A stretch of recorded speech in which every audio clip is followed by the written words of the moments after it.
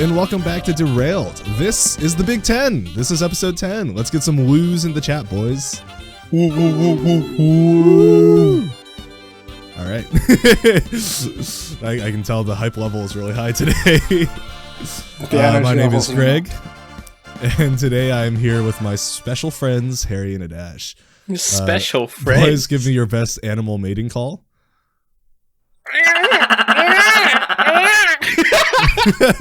That's pretty good. That's pretty good. Dang, that's actually such a pretty pattern on my Audacity. Yeah, the waveforms. That's how it works. Yeah. You're gonna attract a lot of female Harrys to you. It's gonna be great. Okay. No. Whoa. Today it is Aadharsh's turn to choose the topic. What is the topic? Okay, so you are essentially a god emperor, god king of your own, empire, and you have to just let me know how are you going to run an empire, right? Let's say you're not actually you're not super powered or anything, but you have quite a few loyal followers. Okay. Yeah. Do we have absolute power over everything that goes on in our country? Or, yeah. Okay. Yeah. And what time period is this taking place? Yeah. What stage of the world is it? Like how many? Yeah. So I was gonna say we can do this one of two ways where we can actually just kind of steal from Civ 6, which is what inspired this anyway, and you can just say we can start it near 3000 BC or something, and just work your way up. When's 3000 BC? Yeah, I don't know. 3000 BC would be ancient Egypt, pyramids. Okay. All right. I mean, all I know is 1776. That's a long way away from 3000 BC. Yeah, just a few years back you'll have to scrub through. But America. Yeah. Wait, so are we detailing the evolution of our kingdom through time then? Yeah, so I was gonna say, I think that'd be fun to do. So yeah. Let's say your only trait is immortality, right? So not only are you just the emperor or god king of your empire for a few years, you're not Fidel Castro. You're just there forever. So a few more qualifying questions. So immortality. No, let me. Okay. Yeah, go ahead. Okay, so I was also gonna mention let's make it also like Civ 6, make it true start, and you get to pick your civilization. So you can go anywhere in the world, wherever you want to start, right? There are obviously other civilizations out there. They don't have immortal god kings, right? But you can go in any direction you like. Obviously, we're going to talk about what form of government you implement. Are you going to be laissez-faire or hands-off? Or are you going to be very, fascist or autocratic? Yeah. Are you going to go down the military route, Harry? Are you going to go down the science? He's finally found a use for all those bullets. He can just spread them out through time. I was going to ask, how many other countries are there? What are we going to do? Because I'm about to be world domination. So let's say realistically, out of all the civilizations that spring up, you'll end up probably by the time it hits 0 AD or 0 BC, it's there's probably 12 to 15 major powers out there. Yeah. Okay. And you can choose to expand territorially. You can choose to just be diplomatic. It's entirely up to you. But it's I wanna see make a full story out of it. I want to see what your direction is for humanity if you were given a subset of people, and you were he said he doesn't want to be as much homework as sucking $20 billion. But he running I do like this topic, country, though. I like this topic. A whole ass civilization from 3000 BC to modern day. Well, so yeah, I mean, I can tell with this topic, it is really going to be how detailed do you want to be? Because you can just skirt through each age, quickly, or you can lay out everything. So we'll see. That's what I'm saying. I'm not going to go that in depth with this. most of the prep I'm doing, it's just going to be in my head. Probably all of it is probably just going to be in my head. So right, everything's in your head. So there's qualifying questions. Word in your head. You're just a figment of my imagination, bro. That would make sense, actually. Yeah. Would it? But yeah, we're different. Well, we're the angels on his shoulders. You're the one that tells him. Okay, but who's been driving me places all this time? You. You have. But God! You're not. Yeah, you're the one that got caught for speeding. For my driver's license. Oh shit! You're the one that went to court. You've been holding a podcast with yourself, weirdo. You've been recording this 3 different times. And I'm the angel, ways. and I'm still making fun of you. So you You're the angel. You're the angel. Harry's the one that whispers bad things into your ear. Okay, I'm not. I just whisper slightly suggestive. Nah, this isn't good angel, bad angel. It's it's bad angel, naughty angel. Yeah. I'm the naughty angel. Oh, I knew he was gonna say that shit. You naughty boy. I mean, I don't think that needed to be said. I think that was implied. Implicit. Anyway, so those qualifying questions. You said immortality. Does this mean like you just don't age, or can you be like injured, like poisoned, that sort of thing? So immunity to that, or you can. So it's like Vandal Savage type shit. No, you can be injured, and immortality just means you don't age. Yeah, but if somebody stops your heart, you're dead. Oh, so you can die. Oh wait, that's no. So okay. I mean, we can do it the other way. So but are we if you're like this invulnerable. Shit, Yeah, that's what I was wondering. Like, is it okay? Yeah. That would actually make it. Basically, I don't want it so that you can be a one-man army just going around killing everything. Yeah, no, I get it. Yeah. So no powers, but you can't die. Yeah. So essentially, so we're Deadpooling it essentially. Yeah. But we'll make it so you can't die, but it's not like auto regen. Like you're not immediately fine. Like, it takes you a long time. Yeah. Okay. You will always you can't just do whatever you want. But yeah. Like your body parts can be like separated across the world, and you can't do anything until someone saves you, sort of thing. Yep. Okay. Yeah. That should be interesting. Okay. I feel like I can kind of see where this is going, but we'll see. We'll see. Wait, if I rule a country or a civilization, so much food.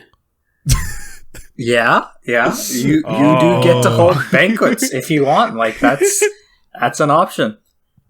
Fried chicken on a Tuesday. So you do have to end up with a functioning economy first if you want to just hold banquets all the time. The other thing I was going to ask have a functioning economy. So you said, are we playing this like our actions on history are going to affect the evolution of humanity, or are we just going to run the evolution of humanity the way it has already run, but just add our impact on top of that? Because like technically certain actions we do back then could just make it so America and Germany, like none of these places exist anymore, and it's just like a different world. Fast forward the Holocaust. So are we running like human history evolution, but just we're building on top of it, or is it like everything we do? I think if we're gonna go from that far back, you have to assume that your actions impact humanity. Because this will be interesting to see, because we're essentially rebuilding history. You're rewriting history your way. None of us are really history nerds except maybe a Dash. It's okay. Well, that's the appeal of it. We don't know Jack. Well, yeah, but it's fine because it doesn't have to be accurate. Like, right. Nobody's gonna know what the actual future is. I mean, we're basically authoring our own world that starts from the same origin. So like the things that we say happen might not have actually happened in a realistic portrayal, but that's what fiction is for. So I mean, it's it isn't. It really isn't. No, I'm gonna hire a voice actor on Fiverr to voice my entire story. It's gonna be way more. I'm gonna hire a history teacher. Gotta go into the economics and like back then, like what was discovered when. Harry's gonna get. Oh my god! Wait, holy shit! I think the way I'm really thinking about. This is why I'm saying that this is the way it's gonna go. And Ash is gonna have like an overview and like sort of trends of what are gonna happen through it. I'm gonna have like a more like narrative based story, and then Harry is going to have like numbers and plans. by 2095 BC, we will have discovered. So by 2095 BC, we will have 100,000 bullets. 10 years later, double that. Double it and give it to the next person. The entire country of Russia? No, that's just the ammo supply. That whole area, that's just where we keep our ammo. It's too cold for anything else anyway. Forget vodka. We're making munitions in this bitch. First man on the moon, more like first casket of ammo on the moon. I don't know, a casket. Canister, or like maybe a cartridge. Oh boy. All right, so before we get started with that, how's everyone doing? Wow, the silence is riveting. Okay. I was really waiting for Aadharsh to say something. I was waiting for someone to say something. Yeah, no. All right, well, I'll just go then. It's been fine. A slight break this week since Wednesday. We're supposed to have a Zoom class since my teacher is out at like some not conference thing, but he was out doing other things. But because the area he was in had such shitty Wi-Fi, we ended up canceling, which was nice. So I got to come home and chill. Nice. I came to a slight realization, because even though I came home earlier than normal, and it's like, you don't have more time to do shit. I was like, I'm very tired. Oh no. Between work and then going to school, like, it's not that much. I feel like it's not that much, but it feels a lot more than it really is. Yeah. And I was talking to Benea about it. I was like, because I always used the metric of back when I was a senior, I worked a paper route and then went to Taco Bell. So it was like, I would go to sleep around 10 o'clock, 11 o'clock, wake up at 2 a.m., go do a paper route for an hour and a half, come home, sleep for or lay in bed for like an hour, then go to Taco Bell and work for like 3-4 hours, and then go to school. And back then, like, I was just running that shit like it was clockwork. I played rugby and shit as well, and I always used that metric of, hey, if I could do that shit, I can do whatever the fuck I want. Okay, but that's okay. In 9th grade, I would wake up at 5, go to school until like 3, get back home. I'd do homework for like an hour or 2, then I'd watch videos for like 6 hours, go to bed at like 12, wake up at 5 again, rinse and repeat. I cannot. Yeah. Well, that's actually kind of what I'm doing now. I think it's except like young people just having infinite energy. I was like, work. I feel old now. Like, that was 5 years ago. Thinking back, that was 5 years ago. Harry, just wait till you have kids. Then you have a whole other portion to tire you out. Like, it's just like I don't have the energy to come home and like play games I want to play. Yeah, because I don't want to think. I can't think. And the games I want to play, I actually got to use my brain. And it sucks. There's no way I could add kids to this, actually. Like, getting home from work, if some dumbass is yelling at me, oh my god. Yeah. I've experienced, like, the beginner stage of that, which is, like, having a younger brother that, like, as soon as you get home wants to, like, play games with you. Like, that's fine, because you can just say no if you really aren't up to it. But like, kids is a little bit different. Yeah, this is the obstacle to parenting that we didn't talk about in the parenting podcast. Yeah. Which is just like fitting all of those ideals into that portion of your life where you're already tired and exhausted from work and all the other things you have to do, and like taking care of all the other adult things you have to, chores, taxes, just everything along with work. And now you taxes, also have I got my tax returns. Yeah. It's just a lot, so yeah, no, it sucks, especially since, like, you know, come home, there's not much to look forward to. I mean, other than games, it's, I don't know, it's just sit down and chill, I guess, but no project car, no wife or anything, no nothing. It's just come home, eat like 2 eggs. I think it's also that I'm like not eating a whole bunch either because I'm cutting, but the food experience. That's the thing, like, I'll make like 2 eggs and like some burrito or some shit. I'm eating this shit. I'm like, oh my god. I feel like that's a big thing for you. Bust. Too. It is. Like, out of all of us, you're the one that gains the most energy from the concept of food. Food is actually the only thing keeping me going. The fried chicken I made yesterday, deadass. It was the only good part of that day. I mean, I'm not saying. I mean, we're all foodies. I just think Harry is like, when food is on the horizon, he like becomes a different human being. That's fair, yeah. And it's like I can't, like, I'm eating like a quarter of what I normally would almost. Yeah. It sucks. I can see how that would drain you. Well, I'll buy some bees to cheer you up. Please, no, actually. Or just put me down then at that point. Well, that's what the bees are for. But not with the bees. I don't want to be put down with bees. I feel like that would be very how epic of a excruciating. gravestone that would be. Killed by bees. No, that wouldn't be epic at all. Killed That'd by be some bee sad ass swarm. shit. I promise you I would learn the bumblebee just to play it for your funeral. I feel like that's That'd be more impressive. disrespectful than. That's more. I feel like it's more I already disrespectful than gave the anything. bees to you in the first place. It's not like it can get much worse than that. Yeah. Assassinated like by the- bees is a very hard tombstone. Like Assassinated by bees. Yeah, that goes hard. And also, people are going to be too impressed by the fact that Greg could play Flight of the Bumblebee, so they're not going to consider if it was disrespectful. You know the Guinness World Record for the fastest violin playing is Flight of the Bumblebees, and it's like not Yeah. even that fast. But anyway, ignoring how stupid that concept is, how funny would it be if I tried to get the Guinness World Record of Flight of the Bumblebees At on my Harry's funeral. gravestone? It's like, this is in honor of Oh my my friend God. who died from bees that he received from out of nowhere. We don't know where those bees came from. Yeah, no, I feel like that's mad disrespectful. I don't. But I the don't know. story, No, that's but what matters. yeah, the It's story. still We mad gotta- disrespectful. we gotta memorialize the bumblebees winning, and that's how we Exactly. Is that The really a winners, dumb? the winners write the history books. The bees were the winners. They're the ones who bees get won. honored.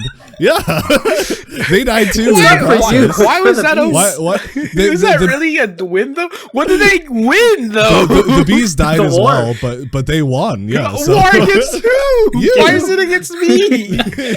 I don't know, I dog. didn't They Look, started since the when war. has I don't know war why. ever needed a good reason? It's more about the result that matters.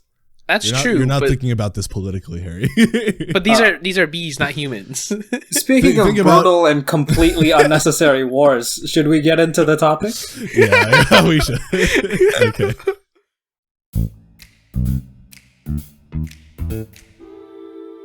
Some bullshit. And Ash, I'll let you can go ahead and do your thing. Okay, As the so the way I wanted to structure this has been destroyed by the fact that everybody took it a different way. So that's This fine. is mostly my fault. I'll take credit for it. I definitely very, very barely stuck to the line of the prompt. Listen, honestly, as long as it's entertaining, I don't care. All right, Greg. So how do we want to do this? Do we want to go just one person at a time, finish their entire thing? Do we want to Yeah, have I mean, pauses 'cause or? Yeah, I don't think we do- have we don't have a timeline structure. Yeah, so we can't, can do go- that and then just like do the same thing we did with the AI thing where we just like interrupt and react and stuff. Okay. And like Okay. I think it's totally cool if you just interrupt and ask questions about like how their system works and stuff. So Got it. just like each person's segment and then with as many interruptions. As This will be other interesting people because none of us are like political or big government. I don't know what people, you're so- talking about. I surf I don't even know any political subreddits. That's how you know how unpolitical I am. r/politics. I think it's Okay, yeah, there you Yeah. go. r/politics every week once. I sometimes go through r/world news just to see. Yeah, political Yeah. compass meme or political compass, I think, is the big one because it's got obviously all sides, but it's mostly just mostly alt-right. So, Yeah. okay, What's the right? so Conservative, right? yeah, right is conservative, authoritarian that is is- fascism. So authoritative right is fascism, authoritative left is communism. Alright, so here's how we're gonna do it. In order to determine who goes first, I'm gonna roll a 6-sided die. Nice, nice. God. Let's go. Alright, if it's 1, I'm gonna go. If it's 2, Harry's gonna go. And if it's any other number, it's Greg. That's fair. Okay. We're definitely rolling a 1. 100%. Alright, ready? And it's a 4, so get fucked. Fuck. Wait, who Luck is goes not on my next? side this time. We'll decide that later. You keep rolling until you get a 1 or a 2. Or I can just elect somebody as the predecessor. It's gone That 4, works. 3, 6, 3, 1. So I guess I go next. Okay, yeah, that's fine. Yeah, the fate really wanted me to go first. Okay. Yeah, so I'll preface mine with I may have like slightly forgotten the prompt, and that's why it was so off the rails. Oh my God. And then by the time I was like, oh yeah, the prompt was nothing related to this at all, I was like, oh, I'm a little too far in for that now. We're balls deep already. We might as well commit. Oh boy. Okay. Yeah, so mine is a story, and you'll just sort of understand things as they go, or you might just not understand anything even at the end. That's also extremely possible, but I'll do my best to sort of explain the context a little bit more by the end. Okay. But yeah, mine's a story. So here we go. Read it out to me. Maybe fictional, maybe based on real events. Okay. An hour has passed, yet the girl could not calm down in the slightest. Her eyes repeatedly leapt from the window next to her, to the rearview mirror, to the boy with his hands on the steering wheel next to her. Also, by the way, you guys can interrupt whenever you want. I don't even know. Okay. I'll answer your question, and yes. Okay, continue. Oh! After a minute of... She's pregnant. No, that's not, no. After a minute of this... Wait, hold on. She's cheating. Before you continue, all I want to know is, the part where we discussed the fact that you're like an immortal being that like survives through the ages, did you forget all of that? No. Actually, okay. That's what I mostly took as the prompt. Like I my brain remembered the whole immortal being thing, like primarily, and that's what let's make a story out of it. And then I was like, wait, the prompt wasn't you're an immortal being. The prompt was you're ruling a nation, and I was like, oh shit. So yeah, that's the context on which this is founded. So what we found out is if Greg was an immortal being tasked with ruling a civilization, he wouldn't. Yeah, no. So I explained this at the end, but okay, here we go. Okay. Yeah, so her eyes are leaping from the window to the mirror to the boy. After a minute of this, the boy met her eyes and she glanced at him with a smile. They're going to kiss and then crash. And reassuringly patted her hand. He reached over to turn the music down, but said nothing. The girl, as if on cue, immediately spouted, I'm really not sure about this. The boy gave a slight smile. It wasn't that he had read the girl's thoughts and knew that she wanted to say something. It was just that this exact situation had played out too many times already. He was just following the sequence of events. If you don't want to do this, we can turn around. It's totally up to you.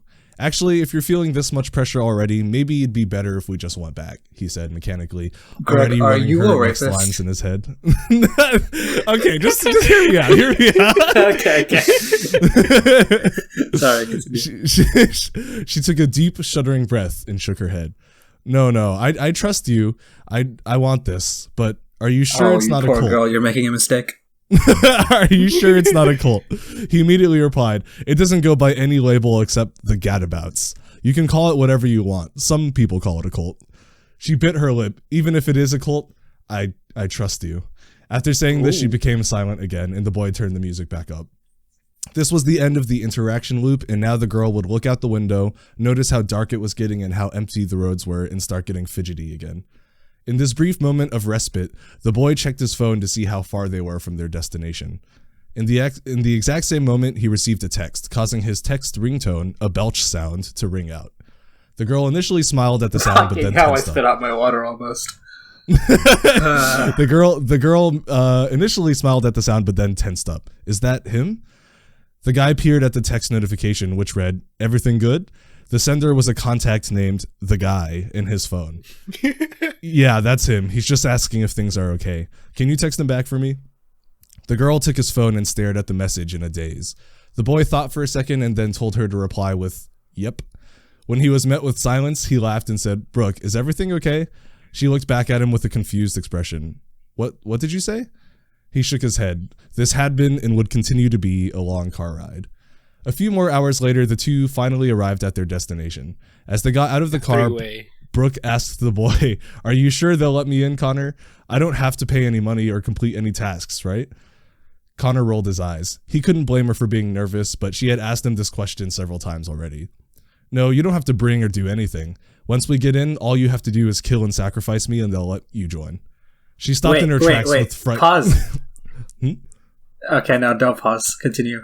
Okay. She stopped in her tracks with fright on her face. What? Really? Connor didn't reply and kept walking, causing her to realize he was joking.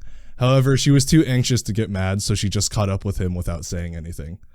As they got to the door of the building, Brooke paused and finally noticed something was off. Wait a second. Isn't this McDonald's? We drove 4 hours out to go to McDonald's? For legal reasons, that's McDonald's spelled with a Z, not with an S. Connor laughed and didn't bother explaining. He opened the door for her and gestured for her to go in. She steeled herself and took a step into the restaurant. It was dark inside and completely empty. She heard the door shut behind her and she reached out to hold Connor's hand to comfort herself. When nobody grasped her hand, she turned around in confusion, but Connor was nowhere to be seen. She started trembling, and with a shaky voice, she called out, "Connor?" A voice rang out over the speaker system. "Thank you for bringing the sacrifice. Welcome to the Gadabouts. Also, we're not a cult." Brooke was filled with terror and she froze in place. She wanted to run away, but she couldn't move her body. She sputtered out, "Please don't kill me." Suddenly, the lights turned on and several figures that had been concealed in the shadows stepped out to reveal themselves. She didn't recognize any of them except for one. It was Connor, with a teasing expression on his face. There was also food all over the tables, including a large cake that sat on a table all by itself, with the words, "There's cake," written on it in icing.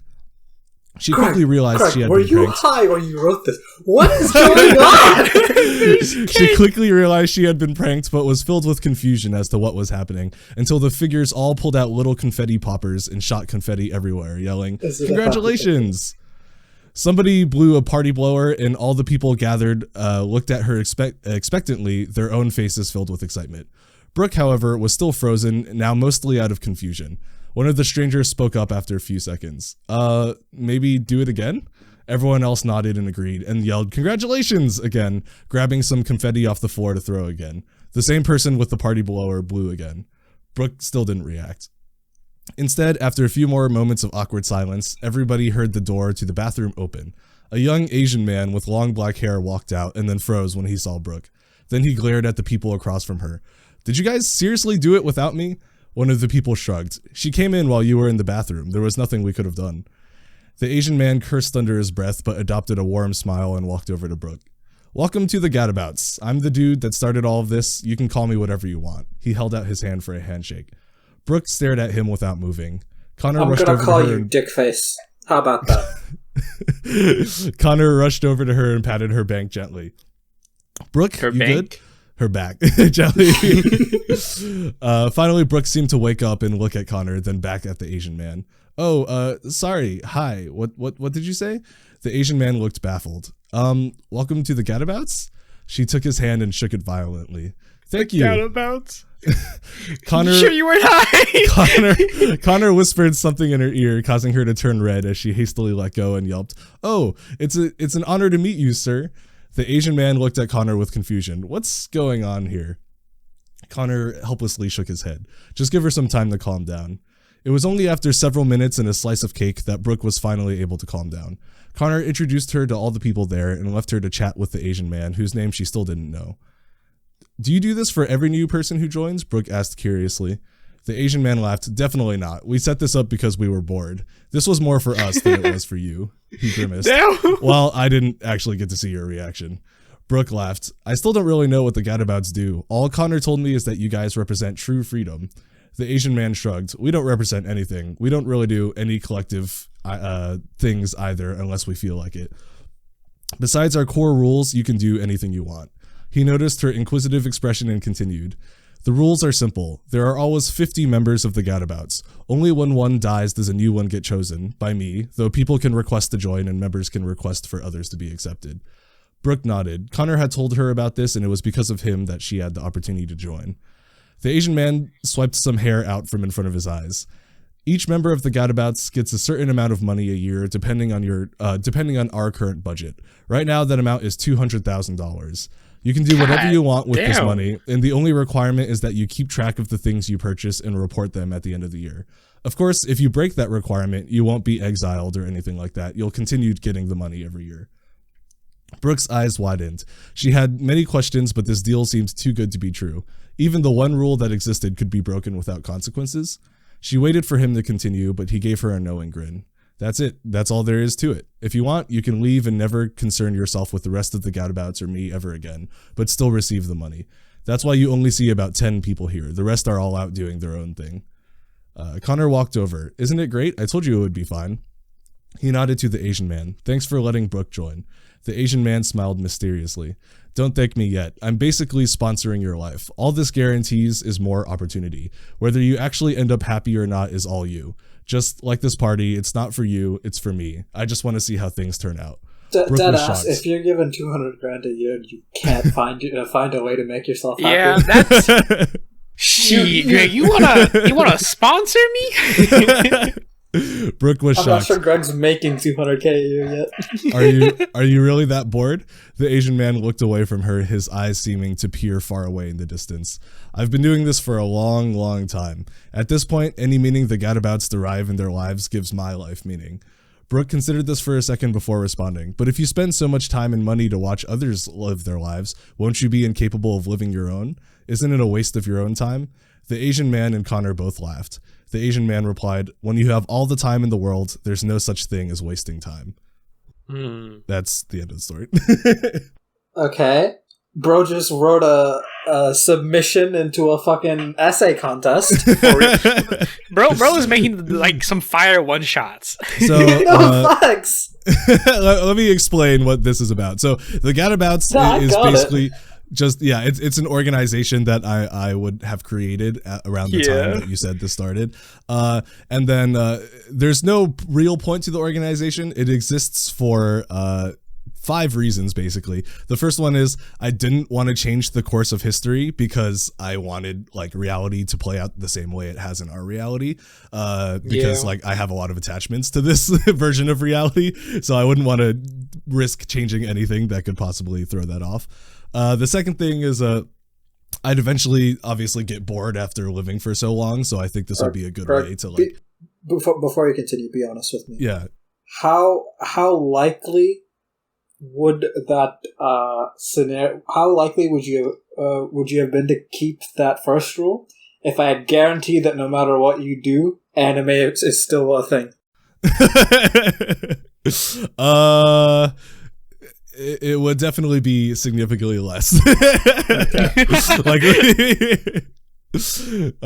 But there are other things other than anime, like stories, books, friends, stuff like that. So I think Bro's about to start his own we library. ranked 3rd. We made it on the podium. You're in the top 10 reasons. I only have like 7, but top 10 reasons you only have 7. The third thing is like this is where I realized I was like, wait, that's not even what the prompt was. So I was like, well, if I think about it, this all came from the fact that like even if I was handed a large kingdom to organize, I would just like ditch it and then do my own thing because like I don't want to do that. That's too much pressure. That is a lot of responsibility. Like dealing with all those people, and like being responsible for their lives and their state of lives. I was just like, I don't believe I have the capability to do that with my skill set. So I would just let them play it out the way they do and then just use my knowledge of society to create my basically own place where I don't have to deal with anyone else. But like also, there's so much time I would just like spend that time like learning stuff and going places and experiencing things. But that's why I was like, there's only so much you can experience in every era. That's why I kind of would create this place. It's just like, then I would be able to also collect like other people's experiences. And basically it's just free stories. So, yeah. But then the question is, where are you getting the $10 million from every year? Okay, it's not $10 million. Is it $10 million? Oh, it is $10 million. Yeah, it is. It's $10 million. Well, with my knowledge of like as long as we're keeping our memories, that's pretty easy to do. Maybe not in the older eras. And I did say it's dependent on the budget. But in this area, that's easy as fuck is to do. Just 2001, invest everything into Amazon, GG's. Yeah, Amazon, Google, bro, just buy a bunch of Bitcoin. Yeah, actually, true. Yeah, exactly. Yeah, that's why I was at least in this era, that would be easy as fuck. but like in the older eras, I don't maybe have enough knowledge to do that. But that's why I based it off budget, because like if our budget was lower, then then they just don't have as much. Technically, at some point, you could have made the money you could have to just do whatever fuck all. I remember that like one tweet chain. I don't remember the end of the tweets, but it was talking about like vampires and like, oh, what if the vampires are like still poor? And it was like The ending tweet was like, if you're over 100-year-old vampire and you're still not and rich, you don't know how to make money. You just gotta kill yourself at that point. That's a little rough. That is pretty true. Because it's like after living for thousands of years, I think I would at least know how to speak several languages. I'd probably be pretty versed in a lot of skills. And it's like there's also like bits and pieces of information that you could just straight up use, like gold, like knowing where the gold is in America and stuff like that. Yeah. So it's just like there's enough information that most of the eras I think I'd be fine. But it's like there's definitely going to be some eras where it's just like, all right, well, this sucks. The Great Depression. I think that's just how it'd be. So yeah, I mean, without the bad times, there's no 2. good times. So I think it's fine. I'd be okay with that. That's true. So basically, that's a lot of things to just say that the answer to the prompts for me would be I just wouldn't govern the nation. Greg was like, "Oh, I rule you people." I would go away for a little bit. I would choose like 50 people to flourish with my like knowledge of how things work. And then just see how they do. But like, even if like one of them gets greedy and tries to slaughter everyone and slaughters me, I'd be like, yeah, that's fine. We just wait another 10 years, try again. Holy shit. God. Look, when you live this long, I think being a little bit apathetic is something that definitely will happen to you. I guess, but like, I mean, we're gonna kill all the other people. I might as well. Well, I'm not going to intentionally kill them, but it's like if one of them just decides to do that, it's like that same person probably would have the same. Like, there's always going to be mass murders and like those sort of inclinations to happen. So it's like I'm not going to go out of my way to be the hero and try to stop it because it's not just never going to end. I'm not going to stop it, but if you kill all the people that I'm giving money to, I'm going to kill you too. Because I'm not going to kill them. I said if one of them like suddenly like no. That's why I was well, whatever. Then like and they want to have like a war amongst themselves, I'm not going to interfere. I'm just going to be like, all in all, Greg will just do nothing. Yeah, that is. I mean, but I really believe that though. Like, answer. As me, like I really believe that. Not even like as an art student. I think it's just like I don't believe that I have the capability to create a utopia because I don't believe that's possible. I really don't. With human nature, I just don't think that's possible. Not with all the resources and everything we have. It's still just not enough because humans are humans. So it's like, but it's not like a pessimistic view either because a lot of good things also happen. And I don't necessarily think the progress of human society is a good or bad thing. I think it's just how the world works. So it's like, I could affect things, but the number one point is why I wouldn't affect things. Because I could affect things just for fun instead of just being apathetic. But it's like, I don't want to because I do want things to develop the way that they have. Because things they're not great, but they're not that bad. It could always be worse. Yeah, it could be way worse. We could all be speaking German. And if waiting that long gave me the opportunity to like still meet the people that I meet, and it might not work the same way just because I wouldn't be the same person, but like at least like being able to live in the same reality for a few years would be nice just to be like, I remember this place. But I think there's no way to avoid some level of apathy. It's like every person you ever come to love is going to die in front of your eyes and turn old while you're still a young person. It's like, if I'm going to live my life that way, I may as well live every aspect of my life that way, because the more I care about things, the more it's going to become extremely difficult to avoid constantly just feeling depressed and becoming the villain of the story. Well, if you're immortal, you can actually glaze a house and come. That is true. Okay. you have the time. And the regenerative that would smell. Okay. Yeah, but you can do it. I don't know if the immortality power we created extends to like physical supernaturalness, like because that regardless of how old you, I mean, I guess over time you would eventually be able to. Oh yeah, no, you have the time. You get it done eventually, but yeah. That'd be so gross. Like we're not going into that any further. Yeah. No. Okay, well, you're half right. I don't think a true utopia is possible. But maybe it's ego. But I absolutely think, given immortality and enough resources, I could do 100 times better than humanity is currently managed. Yeah, so, I believe that. Okay, not about you, but about me. I don't think I could do that. No. I don't believe Aadharsh. Because I just think there's half a decent brain and enough like sympathy could. I just think there's too many factors. Yeah, no, I don't. There's I don't know. so many factors involved with that sort of thing when it comes to like management of like people. It's just crazy. Like I really don't think I'd be able to. It's like you would have to establish a whole new way of thinking from the ground up, but you have to keep that way of thinking and make sure that those who oppose it are either put down or aren't allowed to spread their evil. Yeah, I mean, and then it's like you have to deal with resource management and then politics and like making sure everyone is able to remain peaceful with each other. Because like the more peaceful a civilization is, the more they're going to start creating conflict within just for dumb shit. I mean, yeah, kind of like America. So I'm aware, but like historically speaking, it's not as crazy an idea. Like there have been times where empires have had like 30, 40-year reigns where like they explode in terms of growth, success. The issue in keeping all of that always stems when the person principally responsible dies. I get that, but I also feel like if you have to take the context of like those empires were successful, but that's like you don't know what their lives actually were like, and there's no way that there weren't like internal conflicts and other like just like problems that they had not needed to deal with at the time. It's kind of like the whole like our generation is dealing with technology, and it's both a step forward in that like it allows us to cure a lot of diseases and stop like mental illnesses from hurting people as much, but it's like on the other side of the coin it has introduced like a million other issues that plague people all the time, and also just like the world as a whole. So I feel like even in like because like you could technically say America is kind of in that state right now, like a lot of countries are in like where they're not in sudden like desperation of like downfall, and they're just like profiting and just constantly staying like a supreme power. But it's like, are the people there actually like doing that well? Because I don't know, in America it's like, our country is a world power and has a lot of military power, and you could say that it's one of the most powerful and successful countries in the world, but I think people here are maybe not so happy about the way things are going.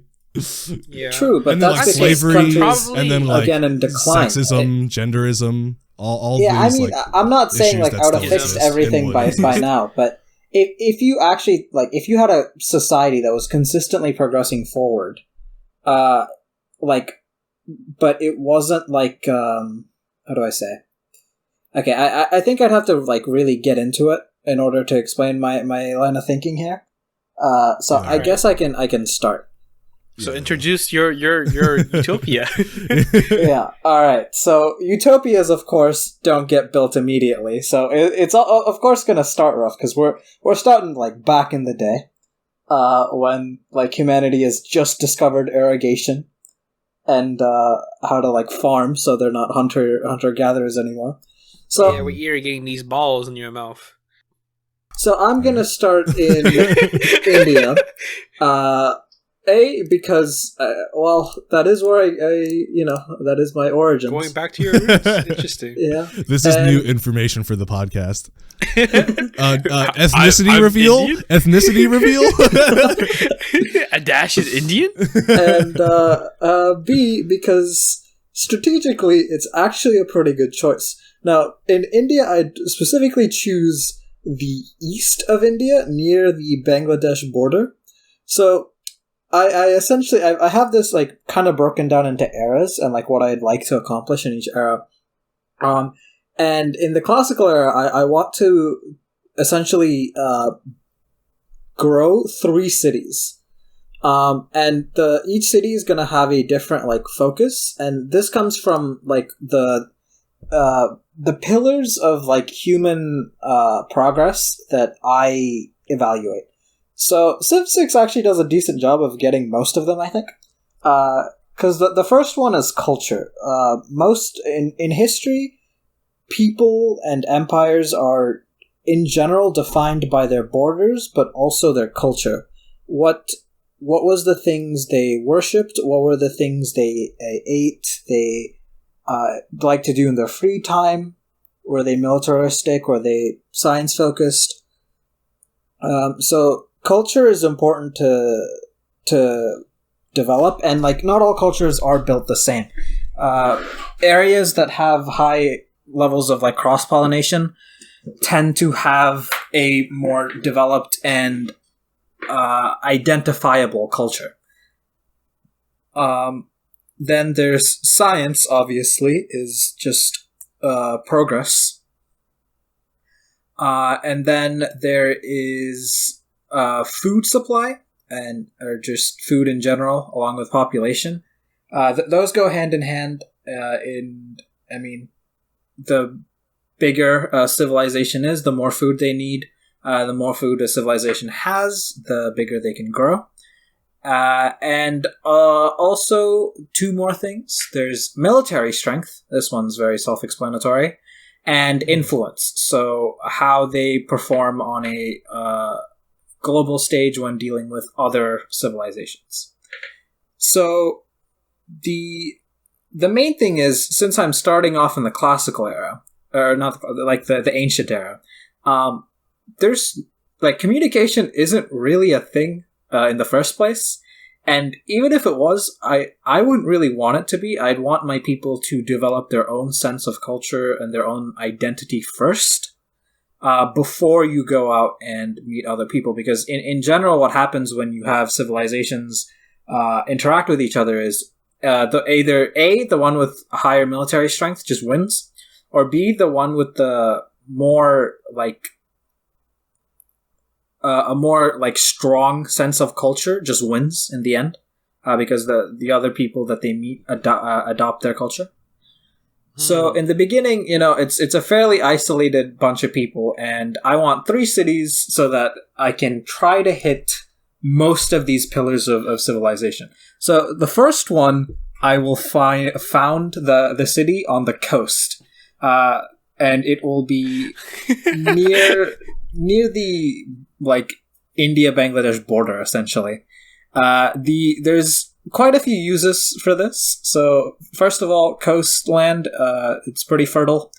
India is actually very fertile. I think 75% of India has the most fertile land of any country. So pretty much anywhere that's bordering the ocean is fertile. And so yeah, we're just gonna pick that area because it's nice. It's got food, and coastal areas are pretty safe in terms, or not safe, but pretty good in terms of weather conditions most of the time. So we're gonna pick that, and this in the future is going to evolve into my how shall we say, science wonderland. It's gonna be the science powerhouse of my civilization. Then we're going to go north, and north is where we're going to have my military units, because they're going to settle near Nepal, where the Himalayas are, which is a pretty good natural border against the north of India. And this area is where I'm going to grow a bunch of people that are they have school too. All my civilizations have school, but their school focuses a lot more emphasis on physical training. On all their education is going to be geared towards being ready for war, because my people, they can't be bitchmade. If you want to survive, you can't be bitchmade. So why do I feel like you just played 4 or 5 hours of Civ and based your whole thing off of how you run your Civ?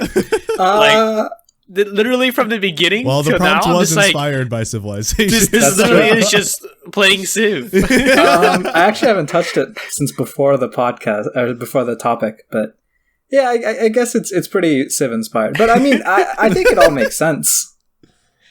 Yeah, but it also sounds just like Civ. Okay, well, so it does, but I also think there's I think Civ is a game at the end of the day. Yeah, and they simplify a lot of things. Okay, and also so the ease to do a lot of these things. Yeah. Because it's I'm not saying any of this is impossible, especially if you have the knowledge that you have. I just always think that you underestimate the actual execution of all of these things, and succeeding in all of them is always going to introduce way more factors than I think one person can possibly be prepared for. And even if you had a council of smart people helping you, I think at the end of the day, there's almost no amount of people that could be prepared enough for how life eventually ends up working out. But the whole point of humanity is being able to adapt. And I think the fact that like there have been multiple empires that have lasted, if they have like decently built government structures, proves that it doesn't matter. Like, this is true, but the reverse is also true, because every single one of those long-lasting civilizations you're talking about ended. And you said it was because the main person died, but it's like, it wasn't just the death itself. There were always like things that were bubbling up in those nations, or something that happened that made that be more effective than it ended up being. Like, some of them definitely were just like the great leader died and the next leader sucked, and that's why it fell apart. But there's equally a large amount of nations that also fell apart, not just because the leader died, but because of some other reason. And I think eventually, if you didn't die, that reason would come up, because it's just nothing lasts forever. That's true, and I think, but unless we have a supercomputer, I can't simulate that, so we're just going to go with the perfect version of events. Well, so the main problem with this is that, like, you have immortality in that you don't age and that you can't die, but you know what we already discussed in the prompt, you don't have powers. So even if you were immortal and everybody worshipped you because it's like, oh, this guy hasn't died in hundreds of years, there's still going to be people who are like, all right, well, we're going to fucking kill this guy. We're going to fucking tear him apart and then store every one of his body parts in a chest and then take over the empire ourselves. Like, that's always going to happen. And no matter how much you try to prevent that from happening, inevitably, I feel like that is going to happen. I'd like to point out that he wasn't a pessimist. Well, but this is the thing though, because you said that you're relying on history, right. But I feel like this is more realistic. You pointed out a bunch of things in history where they did eventually fall. No society in all of history has ever maintained itself forever. So history, if anything, has. Oh no, that British Empire still. I was going to say, like, that's crazy, Greg. But the issue is I'm built different, so it has proven itself through history. Well, no. Here's the thing. Impossible. So Adash is pessimistic about anything until it's stroking his ego. That's true. His ability to do anything. Then he's like, I'm the best. I'm the greatest. Everything I do will never fail, which is fine. Well, yeah. The main thing is if I just took the like I don't disagree with you, but if I just took that approach, my entire way of like doing this is just going to be hella boring. I'm also mostly done with groundwork, so as soon as I'm done with this, I'll get to the more interesting parts. Well, don't worry, Adash. I'll bring in the boring later. Well, I think we can entertain this. I'm just saying, it's like I think to look at this as like a actual plan that could work is a little bit flawed, because it is very much like this is how it would work in a game, but in real life, I think there's just too many factors that you can't consider. Well, Greg, you may be right. But that's also boring, so we're just going to ignore that. No, that's not what I was going to say. I was going to say you're also left, but then I was like, that doesn't make sense. I'm going to bust a nut on you. Going on. Right. So anyway, the third city is honestly just going to be the food and population.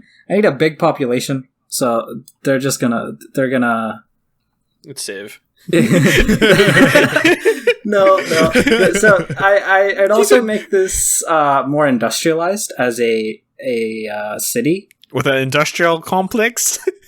Sure. For our one concurrent viewer, Civ is a game where you build a civilization, and many of the elements Adash has mentioned are literally like straight from the Civ game. So okay, but like to be fair, no matter how you describe necessities, no matter how you describe building a civilization, it's gonna be part of Civ 6 because it's a comprehensive ass game. The whole thing about like making the science powerhouse and another one the village specific to Civ 6 than it would be to just. I don't know what, like every time you said that, I just can imagine the whole process. And it's undeniable. That's why it's next to a mountain. Because you literally said in your prompt that this was inspired by Civ 6. So it's that's why it's like, I think the context is important, because like if someone doesn't know what Civ 6 is, like what are they talking about? So Civ 6 is a game. You put things next to a mountain, you build civilizations. There's like all these factors that you have to consider and can build. Oh.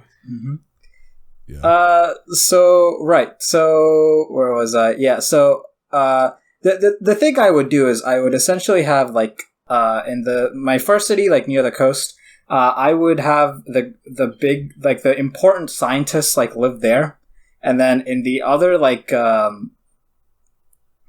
other city that's like near Nepal, or would be modern day Nepal.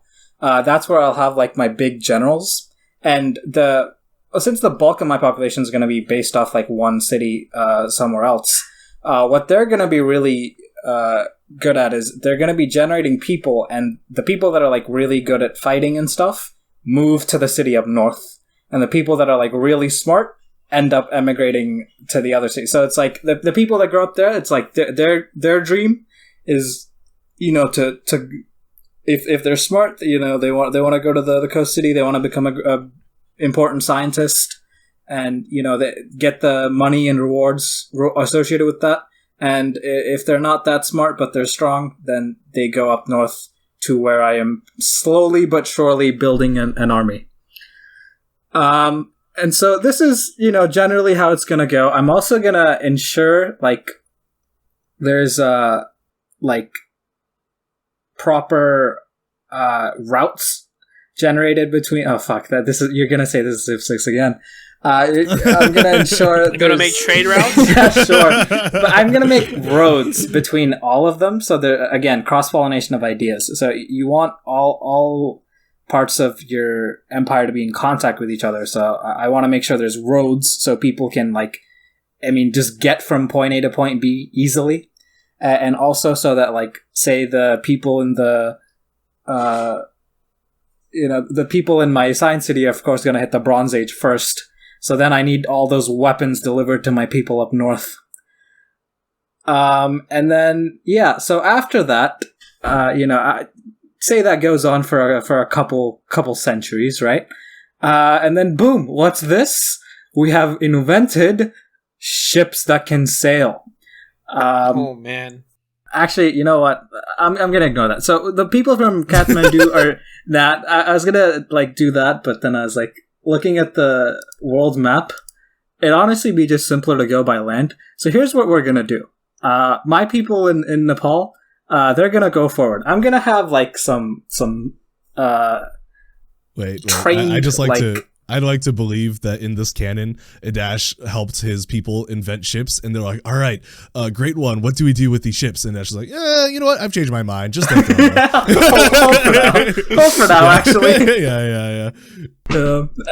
And then so we're just gonna go on a conquest war. So we're gonna rampage through what would be Bangladesh. We then go through Myanmar and Laos and Vietnam. And, I'm just going to find a couple cities along the way. And, the reason for this is A, I just want to extend my empire. But B, because I looked up the global distribution of critical minerals. And as it turns out, where I settled is great because there's a lot of copper deposits as well as a bunch of other rare earth minerals. But surprisingly enough, the second biggest supply of rare earth minerals, proven rare earth reserves, is in Vietnam, which is a fairly tiny country comparatively to the others on the list. But anyway, I want those. So we're gonna take over Vietnam, specifically just the north portion, because that's where they all seem to be concentrated. That's also, I think, the more communist part during the Vietnam War. Yeah. So I'm just gonna take that, and I'm gonna have my empire stretch out that way. And here's how we're gonna extend, because I'm obviously by this point there's probably a couple civilizations along the way, and if there are, I'm not gonna build my own city. That's a lot of work. I'll just take over their cities. Now here's how the city takeovers are gonna go. Because, this is the early world, so, the utopia is coming, but, before that, it's gonna be a little fucked up. So, I'm going to enact what I'm gonna call the Thanos Protocol. And here's how it goes, okay? So, essentially, I'm gonna send out a delegation to each civilization I come across that I'm like, hey, I want that. I want that land. Selling delegations. Oh, man. These delegations are very different to the ones on Civ, because they're essentially just messengers of war. They're going to be like, all right, you can step down, or you can accept me as your leader. I will let you run your countries. This is what Rome did, by the way. Rome, I studied as like my great example of a long-standing empire. Like, how were they able to conquer so much, but also not fall for hundreds of years? And the main they made a Caesar salad. The main reasoning for that is actually no. Rome continued to grow long after Caesar. After him was Augustus, and then there was like 300 years of... I just wanted to make the Caesar salad joke. Yeah, got it. My bad. They stabbed him. They did do that 23 times. Yeah. Yeah, and they were stabby. And so essentially I'm just gonna be like, all right, listen, you can run your country, but like if I tell you to do something, it gets done. And obviously the first civilization I'm gonna come across is they're just gonna be like, what? No, that's not how this is gonna work. So here's what I'm going to do, because like I don't want to continuously fight wars for every single area I take across. And if I don't want to do that, I essentially just gotta get the citizens so afraid of my army that they would rather just not fight. And so, in order to do that, we're gonna have to start off rough. And by that I mean, the first time a civilization does that, we're gonna have a war, and here, Greg's gonna be like, oh, but what if you lose? And it's like, no, I won, okay? No, and that's not the world, what I'm gonna say at all. This is interesting. In the event I win, alright, I'm gonna take over the city, and you know what I'm gonna do? You know what I'm gonna do, Greg? This is gonna piss you off, because you're gonna be like, fuck them kids. This isn't how you run a civilization at all. You know what I'm gonna do? I'm gonna murder half of the families. That's why it's the Thanos protocol. And I don't know why you're acting like this is like me thinking this is going to be unrealistic. The thing that's shocking me here is that this is very realistic. You're just being Hitler. You're literally just the tyrant right now. Yeah. I like how you guys thought I was being cold, that I was not going to take a hand in I said yours was fair. Organize and kill each other. And you guys, or at least Aadharsh, is going on a fucking world conquest, not caring about any of the innocent people he's trampling along the way, not realizing that every single city he conquests is going to fucking hate his guts for the things that he's doing. I have everybody will be trying to kill you, including your own people. I have considered this. Do not worry. I have plans. Backed up by history. But Craig, but history remembers the people you're being as the worst people of the world. The Romans did it, and the history looks pretty favorably. No, I don't think so. I think so. Interesting. This is a interesting podcast. Anyway, I feel like it's almost concerning. I was like, I know this honestly, is all theoretical. I thought about like a utopia run, and then I was like, there's no way. So now I'm I just know you don't want it. your trauma out in public, but this out in public, I feel like is worse. That's fine. It's all make believe anyway. So. Right. So at this point, you know, like I take over, and they're like, "What the fuck? This guy's awful." And so I'll have a lot of damage control to do. So first of all, I'm gonna have to appease the citizens. So we're going to do quite a bit of like citizenry like relationship management. The first thing first is I'm gonna make sure that whoever like rules each city is from the area so whichever city I take over, the ruler of it is going to be from the city. This makes sense for a multitude of reasons. Number one being they would know how to run the city better than I would, because it's their city. And then obviously I'm just gonna bribe the fuck out of them. Now, historically, this has worked exceptionally well. The British did it in India. The British did it in South Africa. The British did it in... The British did this a lot. And they were pretty good at it. Yeah, no, it works pretty well. Let's just say that. And the British are definitely the good guys in those stories. Yeah, hold on. So, as an Indian person, you are taking the position of your oppressor. The other thing the British did that was not so great is they just looted the country and also separated themselves as a higher class. And that's also where a majority of resentment and stems from. So that's also why a lot of major empires fall, is, of course, the oppressing force just declares itself as above the rest, and then naturally by doing that you create a divide where the people below resent the people at the top, and then people at the top also resent the people at the bottom, and so on and so forth. So the first few measures are going to be like in the name of equality. So ensuring that people of like every race and like every settlement have equal opportunity, ensuring that they can access like other cities as well. Essentially, and of course there are like, this is all just a broad overview because I can't go into like 8 million page essays on how I would do this. And sure, there's going to be problems, but I'm going to role play as a person in your empire. Hey, okay. this ruler killed half of every single person I knew, and I saw their dead bodies and had to go to their funerals. But he has some good policies.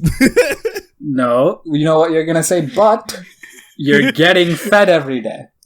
And back in that day, that was pretty big. So, I suppose back then. Yeah, and so the other thing... What century is this now? This would be like 2000 BC. But it's like that's a long time they ago. were already getting fed every day, but now they're just getting fed every day, but half the people they know are dead. True. So now they have job security. That's definitely what they would be thinking. The other thing with that too is what is that?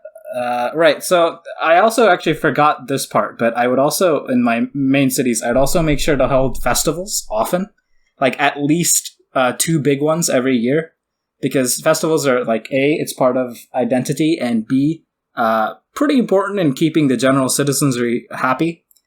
I forget who it was that said it, but it was like, give them bread and entertainment, and you can keep them quiet, or give the masses bread. Give them bread and some head.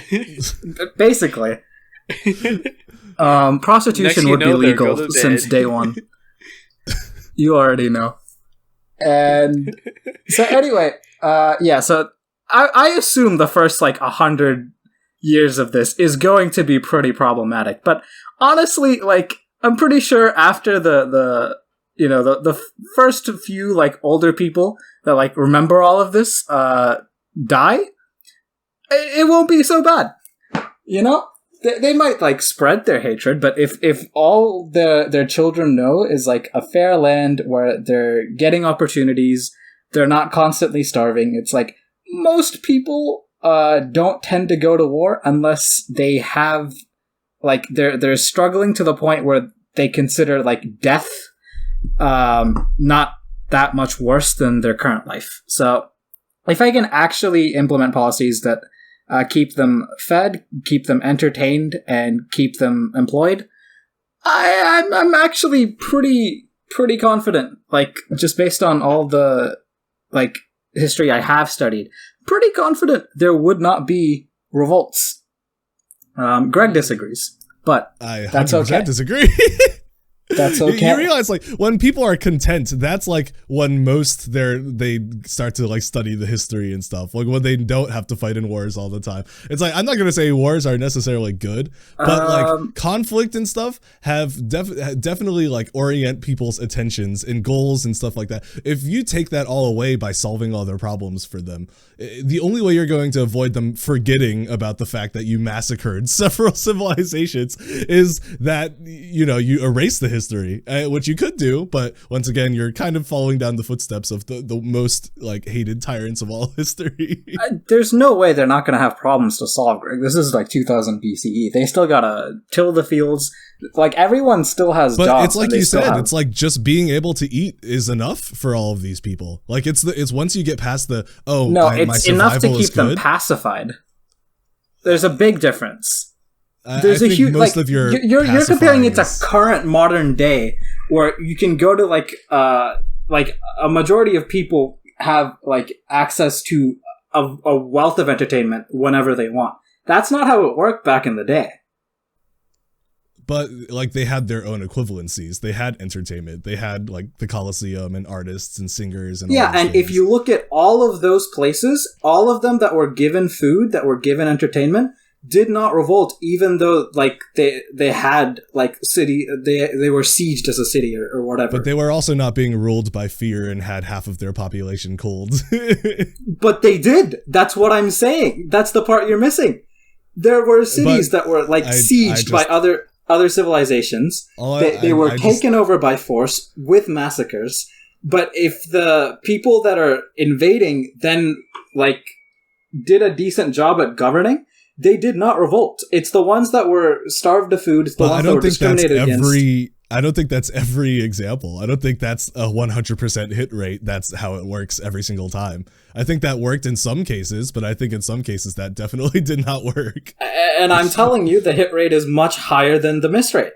So, this is not a situation that would ever because once again, all of those civilizations eventually fell apart for one reason or another. It's not always the person dying. And I believe that even if you didn't die, one of those reasons would cause your civilization to fall apart. And people would not remember you well for your actions if you didn't erase the history. All right, fine. You've convinced me. I'm erasing the history. The problem is that all these people, without your rule, it's not like their lives would be that different. This is what has happened in every civilization. The normal people just get suppressed by the governments and stuff, and they live their lives, and they have enough to eat, and they go. What would be different? What would be so much better about your rule that it's worth killing so many innocent people? I'm built different. Exactly. Well, no. Okay, so like, in order to say that, it's like, okay. First of all, like historically speaking, I really think this doesn't have the chance of failure you seem to think it does. But second of all is. But the chance of failure is 100%. What are you even saying? The chance of failure, if those civilizations don't exist today and people don't remember those leaders as like good leaders, then that's a 100% failure rate. The Trajan carried out multiple different, under Trajan's rule, Rome became the biggest empire in history, and the people that do know who he is say he was the best emperor for Rome. But so he's looked upon does Rome exist today? Julius Caesar is looked upon favorably. Wait, but does that civilization exist today? You're missing the point where it wasn't his fault that it died. Rome fell apart after a long line of people that were incapable of governing. You're right, but we also don't have the data that, like, if he hadn't have died, he would have been able to rule forever. What happens when that guy gets tired after thousands of years of ruling? He's like, fuck this, I'm done with this. The negative isn't the only outcome, then. If we don't have the data, we don't know if it could have succeeded or not. So you can't say it's 100% failure rate. I can, because in our I can say that your tactic has 100% failure rate in our reality. It's a clash of ideologies. No. What I'm saying is in our reality it does have a 100%, because your point was that you were saying that I think it has a high failure rate, and we are talking about in our society rate, and it does, because all of those people died and it didn't last forever. So even in the theoretical situation that the person did last forever, you're right. Like, I can't say for 100% sure it wouldn't work theoretically, but what I can say is, based on the history that you're referencing, it just doesn't seem likely. And even if the one thing that it was the person dying and everything else they did was perfect, there's no way that you're going to eternally rule over this and never like give up and never get tired of it, or never like miss one thing that happens that ruins everything. Like, it's just impossible in my opinion. So, like, unless you think, like, not only are you immortal, but your brain is also able to handle constant, like just never-ending government with literally nothing else, and managing everything, and like making sure every rebellion is squashed, every dissension you're spoiling is squashed. The part where I take a 200-year hiatus where everyone thinks I'm dead. But okay, so go back on the history point. The reason that logic doesn't work is everything has to have a time frame. You can't say because that empire that like went through 8 million different changes after the person died and then eventually fell apart, ceased to exist is reason enough that what they did didn't work.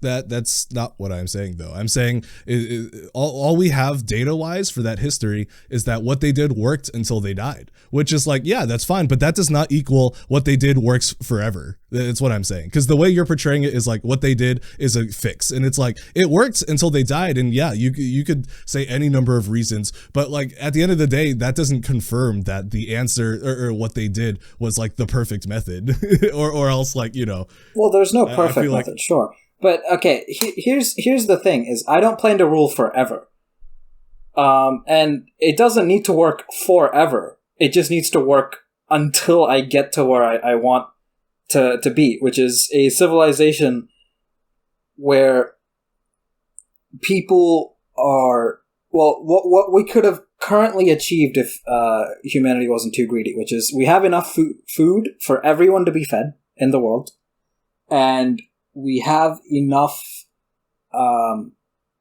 machinery, manpower, and everything else that most people, genuinely, that all people could work like 20 to 30 hours a week max and still live comfortably. So after that point, I'll leave humanity to its course, and if it wants to eat itself alive, falls apart. Yeah, if everything falls apart. So how long is this time frame that you are going to micromanage all of humanity? 2,000 years. No, until it'd be 2080, so 4,000 years. I still just, I don't know. I don't think, even if we're looking at it as, could you do this? Like, no offense, but I don't think you could. I really don't think with your you know, knowledge and philosophy towards things that, I mean, it's not even you personally. I don't think anyone could. I just think that's too long of a lifespan for one person basically micromanaging an entire civilization, not just one civilization, like the encompassing civilization, because there's just so many factors that it's like, yeah, you're saying like, okay, if you do take these policies and work them, then in this sort of situation, then that could flourish. And that is a pretty good theory based on the fact that most of those civilizations you're talking about did end with the person dying. So that does seem to prove that as long as the person didn't die, things would work. But it's like, if the person didn't die, then there's other factors you're introducing now. If the person doesn't die, people are going to notice that you look the same and haven't died. And it's like, this is going to change things. And there's so many things you can't foresee as a leader of the world, that I feel like it's just impossible. That's not true. Every 40 years I'm gonna have a son. It's gonna be a dash, then B dash, then C dash, then D dash, then F dash. D dash. Look, all I'm saying is I think what matters at the end of the day is like, what are you trying to achieve with this? And I think like, if you're trying to create a utopia for a certain a period of time, I think it's possible. I mean, or at least possible in terms of like having the civilization be in a good place. But like, even the civilizations you're talking about still had like many internal issues and people who were not happy and stuff like that. So right, it's like, you're not going to create a utopia. I want to say, I'm not creating a perfect utopia. I'm saying I want to create a scenario where the majority of humanity is comfortable and happy. Yeah. Yeah. And I think that is possible. I don't think it's possible. I don't even think with immortality it's possible. He has his doubts, Dash. Prove him wrong. Well, I can. I don't think you can. I mean, neither of us. Realistically, this isn't a debate that can be be because there's no data. It's just like there's no data for this. This is just an agree to disagree. It was a joke because I was going to have you be like, yeah, you're going to actually go back this concept is too theoretical. But on my side of things, I think if history has proven anything, it's no matter what civilization that we're in, no matter how well people are off, humanity is always going to be humanity, and they're always going to be the same. Like, you're not going to change humanity in the way humanities in animals and you know, beings work as entities. Like you said, they adapt, and when they adapt to the way you do things, things are going to crop up that you're not ready for, in my opinion. But well, I'm not static either. I think we need to get to Harry's thing. Right, so I'll yeah, do you have any like wrap up? Wrap up, bro. Okay, fine. I'll speed run through the rest. I mean, look, you can talk more if you want, but we're verging on pretty long podcast here, so. And I think it like, no matter what you say, the result is going to be the same for how I feel about it. And Harry's just not really adding that much. No offense, Harry, but you just haven't made a stance no, you're right. On this. I'm definitely not adding them. So I don't know. All right, so Yeah, at this point, sure. Harry, go on. Oh, okay. Okay. All right. So mine, I didn't really do a whole timeline thing. The only timeline I broke down was when the bronze, iron, and steel came into play, and because that was like one of those things you want to latch on, get on board with that shit quick. But that's like whatever. So I decided to start my little empire in Mesopotamia. Of course, that was a good choice. Oh, yeah.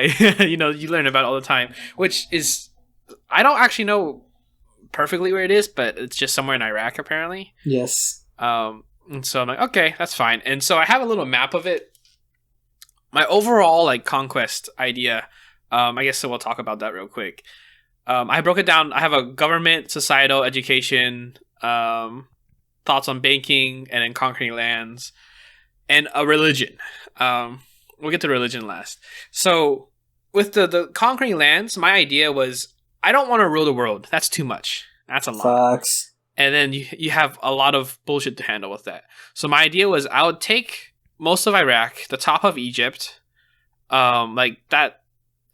For people who actually know geography, like basically most of the landmass to the ocean, and then all the way to the chunk of Greece, essentially, and that like little circle of ocean, of sea, land, and ocean, not ocean, sea and land, in that kind of like that's not is it a peninsula?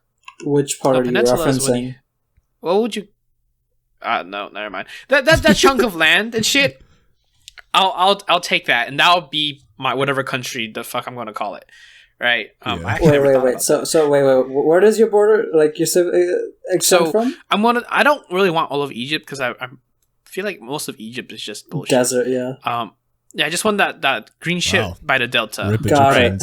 Yeah. I want that green ship by the delta, and we'll go across the top of the ocean by whatever M country underneath Israel. It'll take like the top of that. It'll take all of Iraq, right? It would just draw a straight line from that like lake all the way across to the Persian Gulf. Draw a straight line over there. Go up to the next water. Go over to Turkey. Take all of that, and then like I just want some of Greece. I'll probably just take like the edge of Greece, just because I don't know why like the Greek governments and stuff is always was always interesting back to learn about and whatever. So I was like, over time, I'll go over and take that and call it mine, right? So my government was going to be once again kind of, I guess, Greek inspired. It was going to be a military state. Military conscription would be enforced when you were 18 to 20, but this could be passed off if you decided to go for higher education. But if you did not fulfill your education, or you did not actually do anything with it, you would be forcefully conscribed again. Okay. You would have to do at least 2 years of service. So that way, everyone is like, I feel like that with that, everyone's fit to an extent, right? You can work be in the military and work something. If things get tough, you can fight. Yep. And I was like, in this conscription, you'd be paid some sort of wage, at least to live off of, and then 1 week out of every 5 weeks, you'd get a week off. So that way you have 9 weeks out of the whole year where you're just off. Yes. And then you need at least 1.5 years of training before you actually get sent to war. So it's not just, as soon as you're conscribed, 1 month in after basic, you're going out and you're fighting. And with the government, if you want to be like what's it called? Like a representative or any government position, you have to have both military and scholarly achievements of 5 years of each, to be able to become a political person. Laws will be first made and decided in the Senate with a 60% pass. If passed, then it's voted by people with a 70% requirement to pass. Representatives are chosen from the cities or states. However, I didn't really think too much about it. I just we're gonna have clumps of land. I don't know if it's gonna look like U.S. where you got states everywhere, or like Greece where you have city states. I think Rome was like that too. And then you're gonna have representatives for each like colony of people, and then those are elected by the citizens. Each city will have the same amount of representatives. So we're not just having the bullshit we have in America, where it's like, the more populace you have, the more people you get in the House of Representatives. You're gonna have 3 reps per area, and then officials can be removed by vote at any time with a 60%, 5%, I guess impeachment rate. Bro really looked at the U.S. Constitution and said, "Yo, can I copy your homework?" Is that how that works?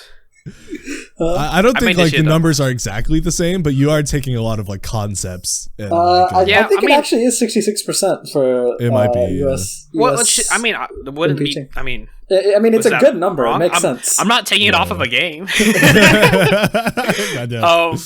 And then so officials will go for 5 years, up to 3 terms, but every extra term, your impeachment requirement, or like the percentage of votes, is dropped by 5%. So, like, the second term, you need 60% to get impeached. Oh, okay. Yeah. Wait, so there's no term limits? Term limits is 3. Okay. 3 terms of 5 years in total. So, it's totally 15 terms. Yeah. 15 terms. Which I was like, 15 years. Yeah. And the whole thing was, like, I feel like sometimes... I don't know. I mean, 4 years sounds fine, but 5 sounded more rounded. So I was just like, yeah, let's go with 5. I mean, at least it will make it really easy to know when election day. Yeah.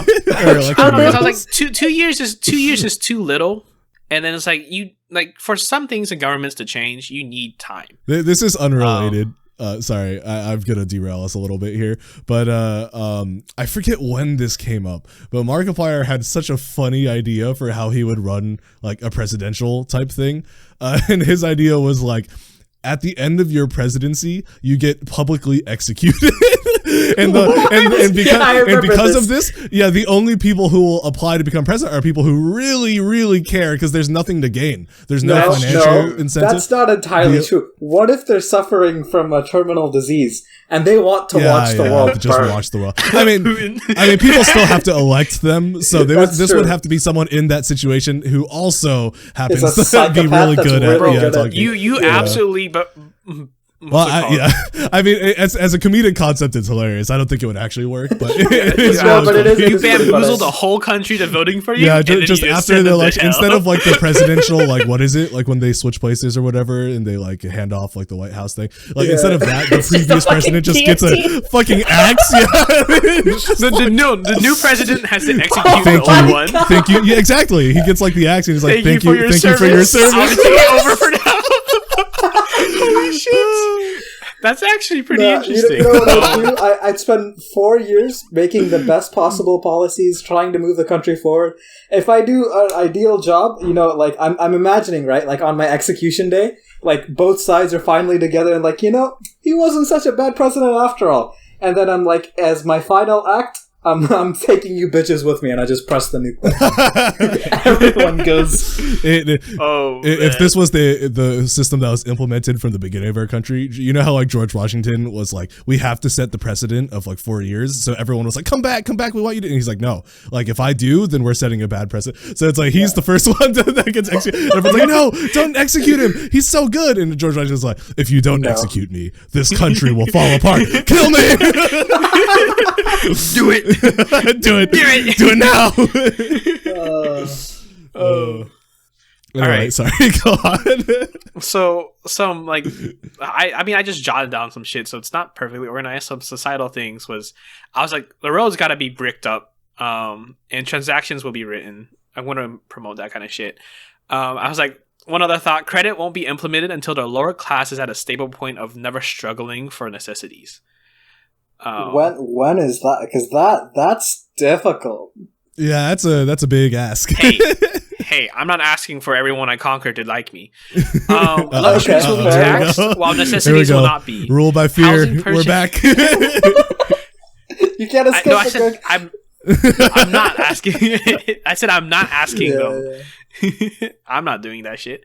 Luxuries will be taxed. And Dash is like Harry's like, I'm not gonna be like a Dash. I'm not gonna have people fear me. I'm gonna direct all their hate towards like 2 or 3 people that I make all the decisions that I'm actually making. Wait, but they're gonna be the ones that take the That genius. pretty good. Genius. And then just and then just execute them every 100 years and be like, yeah, fuck this guy. He made you guys do all that shit. Wait, and Greg, then hire a new one. Greg, you're gonna be on my council, bro. That's I've unintentionally made Aadharsh's idea Greg, work. don't do it. He's gonna execute you one day. Oh yeah, that's true. No, fuck you. Get out of there.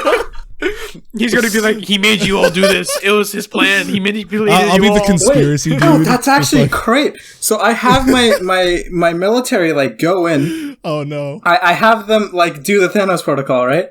And then I come in as the savior, right? I take over, and then I publicly execute the generals, air quotes, not my actual I'm willing. generals. Because this is my own idea, I'm willing to agree that this is more realistic. I'm willing to accept that your vision is more realistic and possible if you apply this Thanos protocol whipping boy strategy. Yeah, okay, well, I could just scrap it, or I could just do it your way. Just don't have me be the whipping boy, and I'm okay with it. Oh, it's fine. Yeah. No, wait, yeah, this is great. So, yeah, no, that's shit, Greg, you know what's up. Oh no. Oh my god. For legal reasons, I have not approved any of this. This is just why are you saying legal reasons? Like I'm traveling back in time to start a civilization. Like it could happen. Who knows? If I actually did that, there's no way I would have the heart to kill innocent people. Yeah, I know. Yeah. Really?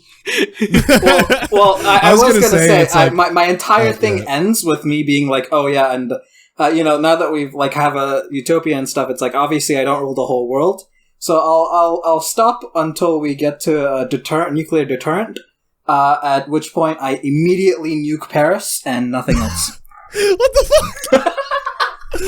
And you own Paris too, so it's just like... No, I don't own Paris. I'd have all of India, all of China. Yeah, you'll give them isolation just so you can nuke them.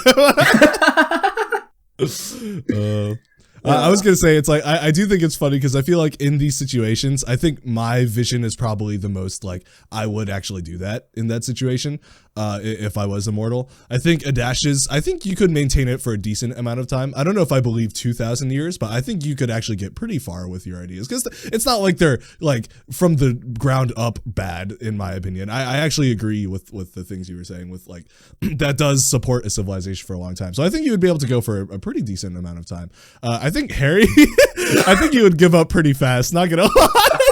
Oh, probably. Because you would present. I'll probably get so. You so would present all these shit. ideas, and then people would be like, "All right, here's 300 papers that you have to sign, and then here's 500 things you have to make decisions on." And Harry was like, "You know what? We outie." Yeah. I would actually. I think for the first like 1,000 years, because like things would be changing so often. That I think I'd have a bit of fun because I'd be like, first of all, like they worship me. Second of all, like it's a whole bunch of different challenges, so I'd get I'd keep busy, I'd keep interested. But like by year 1,000, I'd just be like, oh my god, like you know when you get to the point of age where you can predict exactly what the other person's like. Like as soon as you can like tell what they're gonna do, what they're gonna say. Because you're just that old and you've seen it play out that many times. Right, yeah. At that point, I would take a hiatus where I just like some dude die. Like jumps into your throne room and he's like, "You killed my great grandfather. I'm here to," and you're just like the Frieza thing where you're like, 21. That's exactly what I was thinking, bro. Exactly. Harry, is the religion thing you were talking about, is it going towards building you into a god since you're immortal? Please tell me that's what's happening. No. The religion is I'm a god. Too. I am their god. Yes. Yes. And my whole thought is like, there's going to be Christianity, there's going to be all this other shit, but I'm like, I am your god. Well, it's not fun if there's no one to compete with. Yeah, you gotta let the other my whole thing is, stay. and my notes is I am your god. Until another god shows himself, I'm the only one. No, that's the thing, right? Like every time, like the one. Anytime some guy from like Christianity like shows up and he's like, our God said this, and it's like, what proof do you have for your God? I'm just gonna, I'm gonna walk out in like a war elephant, like a whole ass parade, They're like, the believers are like, oh, you guys have a Bible? Our God has a YouTube channel. Get on our level. We don't have people. Dinner with him yesterday. We don't have people translate his words. He literally talks to us. Like he's posting right now. He's live. Yeah, I just donated 500 bits. Yeah, the word of God is in you, bro. My God was literally in me yesterday. Just whoa. Okay. Yeah, because my whole thing is I'm going to be the type of God that walks amongst his people. If I created you, quote unquote. Well, I mean, if you're immortal, you are a God that walks amongst people. That is just the definition of what that is. Yeah. My whole thing is you cannot promote or force other gods in our land. Oh my God! Okay, Fuck that shit. You can't promote them. Oh God! Okay, but like to be fair, I will Harry! not deal with other religions. Yeah, what would you call yourself? Are you just like Harry? Are people just like, oh yes, I believe in Harryism? Or are you like, what is this called? I don't know. I didn't think about this far. There's other things I thought about, like my but this banking is the most policy important. I want to know how to become a believer of the Harry religion. Do they have to go to church every week? No, fuck that. Is there like religious holidays like Christmas? Is it like Harry-mas? It's just his birthday, obviously. Yeah. Fuck, why would I have that as my birthday? Because that's how religions work. I don't know. A lot of religions work. That is actually how it works. Yeah. Yeah. It's like, why are you asking us? Ask the creators of all these other religions that did that. Well, I'm creating a religion. Why would I make it on my own birthday? Okay. The day of your first successful conquest. Yeah. Yeah, that works, I guess. Yeah. Since you're a warrior god. I mean, okay, I will say everyone can just go out to Korean barbecue. Like in general, like restricting religion is usually not an idea that works. But like in Harry's case, since he's actually a god, he actually exists. And like you can literally demonstrate someone chopping your head off, and someone's like, "That's fake," and it's like, "All right, I'm traveling over right now to show you." You can chop my head off for me. Well, okay, but that would take like years to grow back. So maybe don't do that. Maybe that's a bit extreme. That's true. But I don't know. Stab him in the heart, because you would still be alive technically, since that's how the power works. But you might just be in pain. I don't know. How does one? I feel like if you get chopped into enough pieces, you just your consciousness goes on pause until like you're back. Yeah. But also, like, after 1,000 years of experiencing various different pains, I feel like you just, like, you develop the Baldur and God of War mindset. You're like, yes, give it to me. Everyone who's immortal is destined to become a masochist. That's just how it works. Yeah. Harry's already 90% of the way there. What do you mean? It's like the Thanos "I am inevitable," but it's just why masochism do you think I'm a masochist? is inevitable. Well, I didn't say you're a masochist. You're just always in pain. So now you just gotta start enjoying. Yeah, I'm always what? Yeah, you're in the process of becoming numb to the pain and injuries. So eventually, now you just have to learn to like it. Yeah. Fuck. Yeah, we'll help you get there. Shit. Don't worry. That's what we're here for. I was literally about to be like, yeah, my ankle kind of hurts right now. Yeah, that's what friends are there for. We're here to make your pain like sexually gratifying to you instead of just Harry. Greg will be the D to your M. No, please. Yes. No, please. I'm down. I'm not. I'm down. That's 2 out of 3. Let's go. Democracy. That's not how this works. That is how this works. It is not. No, it's not. Yeah, you're not the god in this reality. We'll say otherwise when y'all run up on me, and we'll see what happens. Oh, are there any more things you want to add to your vision, Harry? Yeah. Because you only went for like 5 minutes. You got banking policies to get through. There's an education. The banking one was really limited. I don't know enough about what's it called, the flow of money and finances to know what would be the best model. And I was just like, the banking heads will be separate from the government, because I was like, I feel like the government having control over the banks is not a very good thing. Yeah. I'm imagining the Star Wars version where we have those like exactly. Trade Federation. The government can never like close the banks, only investigate and intervene, like, maybe fraud or scandalous shit. Yeah. and banking officials would be elected by the people, and banking officials' numbers would be decided by, the amount of people, the populace, as needed. And for one of the conquering land things, my idea was possibly to like not really have like do the whole, you colonize an area and you make that yours and you impose shit on them. I think moving out and spreading, like, traveling around and what's it called? Cultivating land or like setting up little civilizations or establishments here and there. Embassies? I guess embassies, but it's like not really to other countries, but to undiscovered or uncultivated lands, in a way. So my whole idea was that once like the time of like shipping, far ship travel and navigation was actually possible, the state would sponsor those little treks, and the little, what's it called, insurance with that is once that we sponsor the expedition.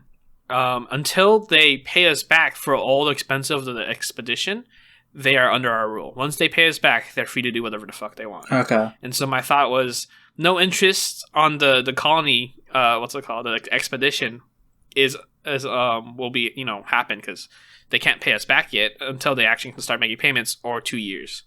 Because I feel like in 2 years, I feel like it could be possible to establish something. Yeah, I feel like the numbers will get tweaked with time, but yeah.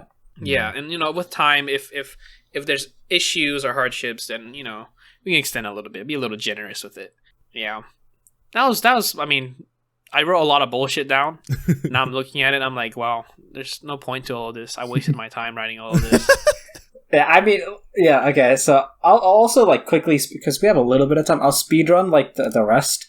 Or not speedrun. I'll just give a general idea of like what I wanted. So I'd want to take over like most of like the coast of like what would be China, a bit of Myanmar, then also India as well. And then essentially like the goal is to create like a culture of people that is equal, and obviously like that's difficult, but I think if it is successful, that is my idea of a civilization that can last, because that it drops the barrier for most conflicts that have happened, and it also increases collaboration. So like more people can get along, and it's like. Yeah, they can like figure out solutions to whatever problems arise, and the main thing too is like, I'd want like a military, and like all of like my cities that would be on the like eastern side and like the northern side and stuff. They would the cities that are like on the borders, they would be cities where like I place an emphasis on military strength. Just because, like, those are, like, the frontline defenders, so, like, if there are a group of people whose culture is based on, like, never backing down, never going down in war and stuff, I probably don't get invaded as often. And that's how actual India was able to survive so long. China got away with a lot because, like, they were just isolated for the most part, and like China. Yeah, nobody really bothered them. But also, like, China was pretty, like, they were pretty fierce. They didn't back down. The Mongols killed a lot of people. Yeah, the issue is I wouldn't take over Mongolia because there's a mountain range there, and like I'm not crossing that thing. So, like, eventually, like, bam, Attila the Hun comes along, and he's, like, he tests one of my cities. Say he even takes one, because, like, actually, Attila actually might be from a different area. But, okay, let's say Genghis Khan comes along, and he takes my city, because, like, he's cool like that. I'm gonna have, like, my main army go over there, and obviously, like, we've been practicing horse warfare for a while now, so we going toe-to-toe with these dumb fucks. And then, like... Actually, you know what? If I go through with this, Greg's gonna have a heart attack. I was gonna describe in detail what I was gonna do. I'm done questioning the morality of your vision. But yeah, essentially, I would, I'd kill their warriors, and then I would publicly execute Genghis Khan, and then I'd be like, just don't fuck with me, and we're good. And like they're gonna wake up the next day. It's like, all right, that was pretty gruesome, but like it's okay now. But psych, no, I'm burning their country down. Anyway. Yeah, I mean, look, as long as you're performing all these actions under the guise of someone else and then executing that person constantly, then I think facts. As long as that one isn't even going to be somebody else. That's just going to be a random wildfire that's spread out of control. Like, damn, that's crazy. They're gonna the army's gonna come back home. It's like, wow, they really just fought themselves to death. That was crazy. But yeah, I mean, after that, it's like. I'd want like decent military strength, but I'd also like try to transition my people into a system where like they work not as often. Like assuming they get to the point where like that's available, which it actually was for most of history anyway. Because like I think like medieval peasants got more break time than we do in modern day America. And then also like make giving a pretty fairly strong emphasis to culture and the arts. But also, of course, the science. And so, creating... What do you mean? The arts. I don't know what you're talking about. And then, yeah, so, like, obviously, science is what's going to progress my people towards where they have enough technology that they don't have to work all the time. And culture is... The arts.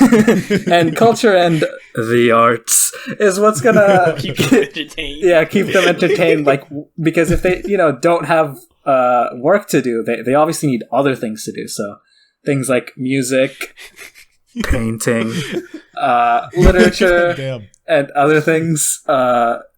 keeps them entertained until we eventually... This is going to have to be a topic eventually on the podcast.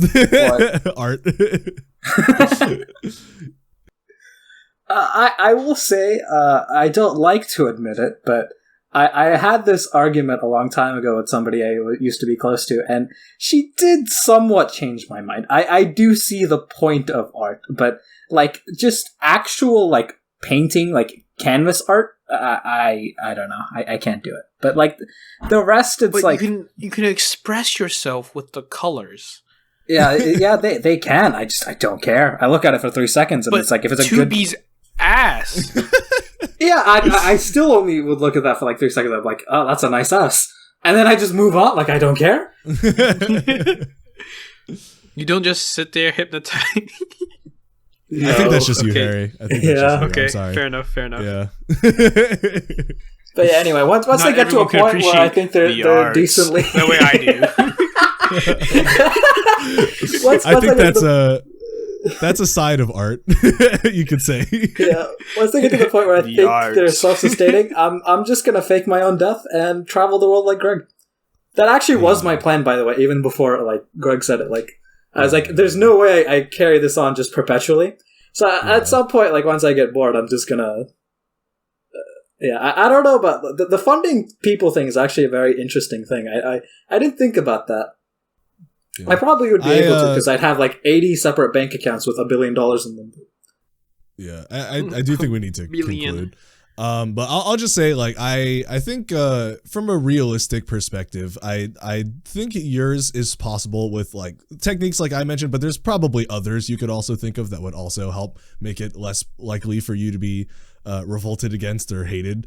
But I think for me, it's always just more of a question of morality. And I know it's like you didn't want to bring that in too much because it's like it's boring. But it's like I think the discussion part of this is what makes this discussion or what makes this the most interesting. Because it's like otherwise it's just we're just talking. I like this. Yeah. So yeah. So I think it's like our one concurrent viewer mentioned that she actually liked the parenting podcast a lot, and I think that one worked because we debated. Like, so I think this sort of thing is good.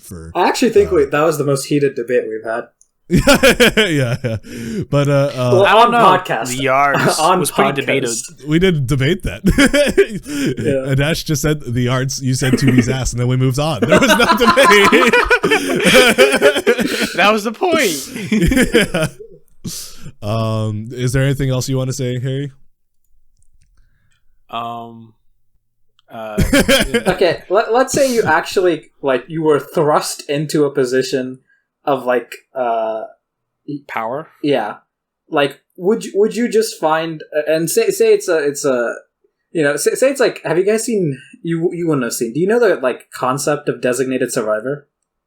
No. So basically, the first episode, spoilers by the way, is essentially like you have spoilers. You know where you have like the State of the Union or whatever the fuck in the US when the president like speaks to everybody.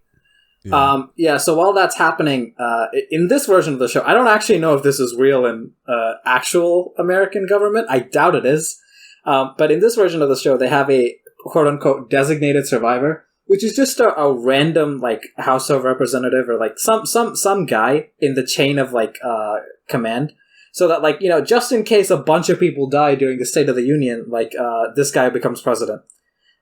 Except like in the show, like that actually just happens. So a bomb goes off in the Capitol and fucking everybody dies. So this guy, who is the designated survivor, is just suddenly president, and like he's just some dude. Like he's just a random ass guy, and he's like, I wasn't fucking prepared for this. Which honestly, like, I know what you're talking about. Okay, yeah. Like that show, honestly, probably sounded really cool in concept, and then Donald Trump became president, and then it was like, well, the guy had government experience, so he actually had a lot more going on for him than just random. Yeah, but it's like, say like that happened. Like, would your only, like Greg, for example, like, would you actually just be like, okay, nobody else is like president? It's like, would you try to like, you know, find people that you think would be good at the job and then leave, or would you just be like, fuck it, somebody else in the next person in chain of command, like, take the job, I don't even care. For me, I just drop it. Drop it, yeah. I wouldn't try to find someone good. I think, yeah, fair enough. In my reality of events, I think I would, like, even if I was able to make things work that one time, it just wouldn't last, like, almost at all. So I would just be like, yeah, I'll just let them decide what they want to do. Okay. Well, I'd probably try to run the shit my way as much as I can until I get frustrated eventually and just quit. Okay, the Liz Truss method. Nice. The what? The Liz Truss method. She was Prime Minister of Britain like last year for 44 days. I don't think it would be that short, but like I think it'd be shorter. Okay, well, fuck. That's why I was like, Harry day 2 is it wakes up and he's like, fuck this. No, but like people would make me eggs and shit. I'm gonna be honest with you. You would spend every single day working on trying to make everything work. Like you're exhausted right now, man. You would be dead after like 2 days. Like, I would try so much shit to fix everything, but it probably wouldn't work out ultimately, and I would just be like, well, this shit's fucked, and I'm just gonna quit. And then but you can honestly, come I join may try me to make it on my work. adventures. Get the bag, you know, finish my presidency, because then I get the the stipend or some shit. You know, I always get paid. Permanent protection. As a president. Yeah. Well, fuck the protection part. I don't really care. I think you would if you became president, and then